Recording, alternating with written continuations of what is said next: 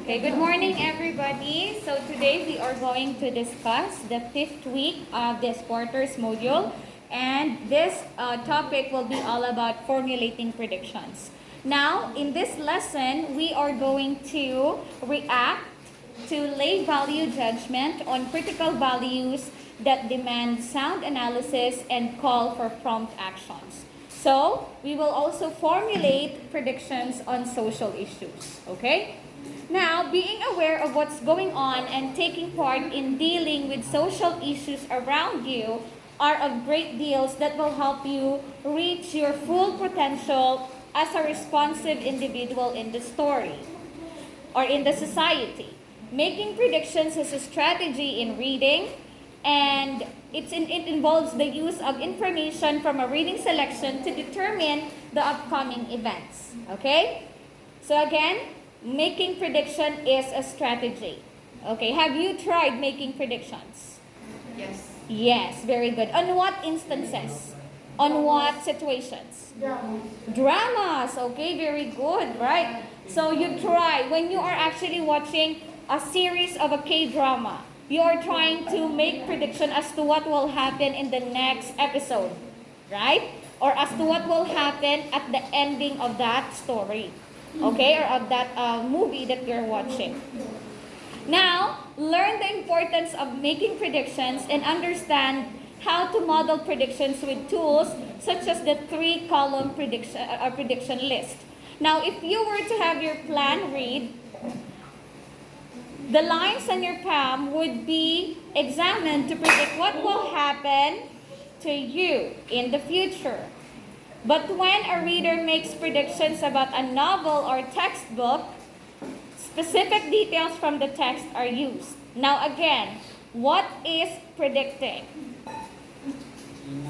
What is like predicting? Please try to read. Again, predicting is a reading comprehension strategy that readers use to anticipate what comes next based on clues from the text by using their prior knowledge. Okay?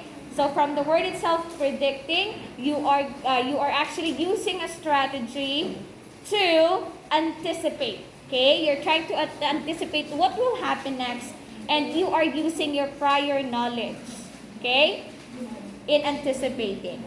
Now, this time, what is prediction? Okay, so prediction is an important reading strategy. Okay, it's very important. It allows students to use information from the text, such as titles, headings, pictures, and diagrams to anticipate what will happen in the story. When making predictions, students envision what will come next in the text based on their prior knowledge. Predicting encourages children to actively think ahead and ask questions. It also allows students to understand the story and make connections to what they are reading and interact with the text. So is it right? Is it true that you are making predictions based on your prior knowledge? Can you make predictions out of a title?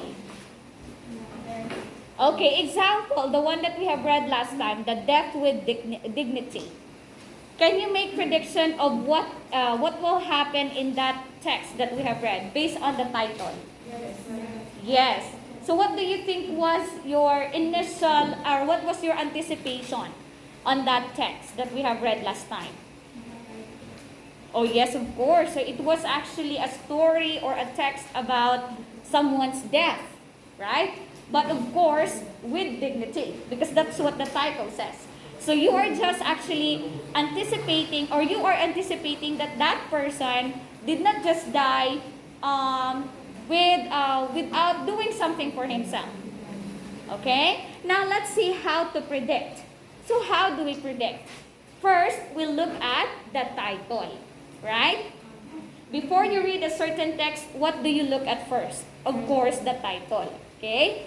Now, look at the images. Okay, so when you go to the library or to the bookstore, and when you're looking for something to read, what do you often, what often catches you? Di ba lang, magkanto ka mo bala sa bookstore or sa library. For example, you're looking for something to read. Anong una nga bagay nga nag-catch sa attention mo?